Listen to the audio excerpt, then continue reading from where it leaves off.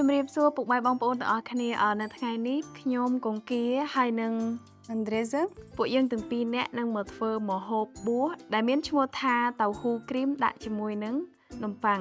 ហើយអាហារនេះផងដែរគឺងាយស្រួលធ្វើមែនទែនគឺយើងប្រើតែវិធីស្រួលៗប៉ុណ្ណោះហើយគ្រឿងសម្រាប់ធ្វើម្ហូបមួយមុខនេះគឺមានដូចជាខ្ទឹមសក្រូចឆ្មាតៅហ៊ូនំប៉័ងហើយនឹងស្លឹកជីនាងវងហើយនឹងអំបិល You put in mixer tofu, basil, lemon, garlic and salt.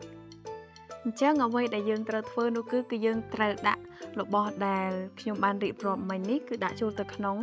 ម៉ាស៊ីនកិន But now we need cut lemon. តែឥឡូវនេះយើងត្រូវការចិតក្រូចឆ្មាសិន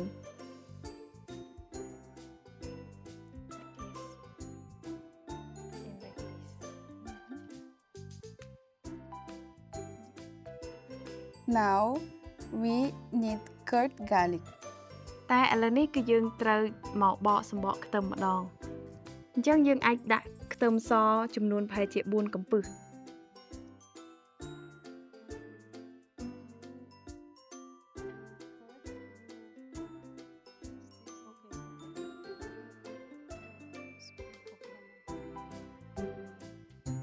ហើយឥឡូវនេះគឺយើងនឹងដាក់តៅហ៊ូរបស់យើងចូលទៅក្នុងម៉ាស៊ីនកិន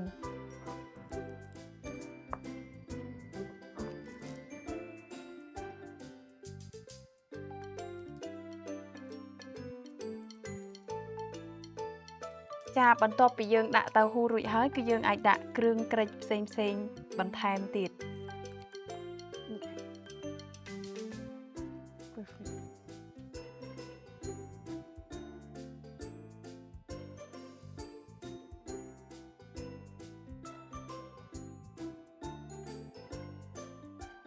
ហើយយើងនឹងធ្វើការកិនវាក្នុងរយៈពេល2នាទី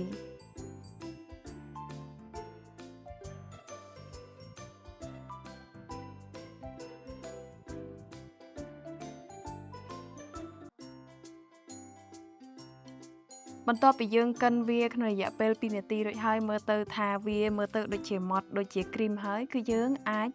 ដួសវាដាក់ចានបាន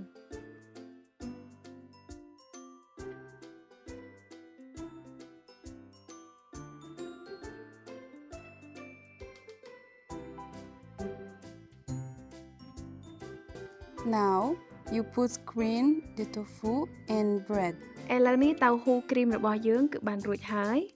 ហើយយើងនឹងធ្វើការដាក់វាចូលទៅជាមួយនឹងនំប៉័ង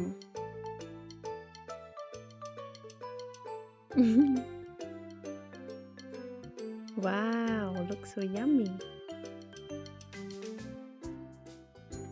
ឥឡូវនេះតៅហ៊ូគ្រីមយើងធ្វើរួចហើយយើងនឹងសាកភ្លក់ទាំងអស់គ្នាថាឆ្ងាញ់អត់ Let's eat